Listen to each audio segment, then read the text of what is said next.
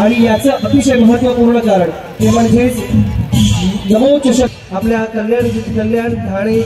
ही सेवा सतत ही आम्ही आपल्याला भेट म्हणून देतोय। अगदी एक वचनी आणि एक उभं राहिलं असं हे रामराज्य आपल्या इथे उभं राहत आहे आणि या रामराज्याचे आपण सुद्धा एक ठिकाणी शुभेच्छा देण्यासाठी बरेचसे राष्ट्रीय खेळाडूंचा भरणा असलेला शिवतेज क्रीडा मंडळ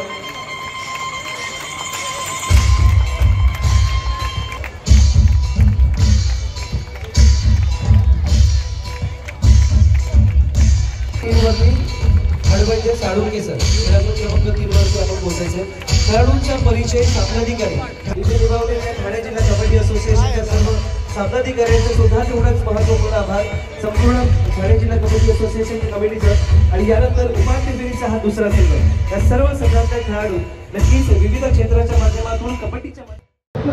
रायगड कल्याणपूर्वमध्ये जो स्पोर्ट्स क्लबचं आरक्षण होतं खरं तर गेल्या अनेक वर्षापासून त्या स्पोर्ट्स क्लबसाठी मी पाठपुरावा करत आहे,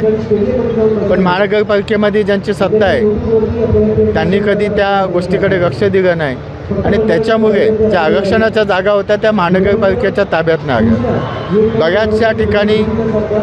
ज्या जागा होत्या तिथं अनाधिकृत बांधकाम झालं, पण 2009ला मी आमदार झाल्याच्या नंतर ज्या ठिकाणी रिझर्वेशनच्या जागा होत्या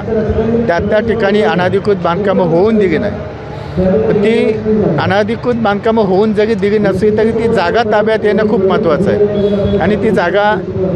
ताब्यात आल्या नाही म्हणून ह्या इथे मोठं स्पोर्ट्स क्लब वगैरे उभं करता आलं नाही। कारण की मागच्या टायमालासुद्धा देवेंद्र फडणवीस साहेबांनी सांगितलं होतं की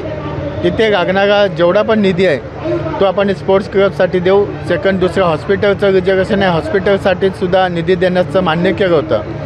आणि या सर्व गोष्टींचा पाठपुरावा मी वारंवार करत आहे, पण येणाऱ्या काळामध्ये ह्या सर्व गोष्टीची पूर्तता होईल। मला वाटतं स्पोर्ट्स क्लबचे आता 5-6 भूखंड बाकी राहिलेले आहेत, हॉस्पिटलचे सुद्धा 5-6 भूखंड ताब्यात यायचे बाकी आहेत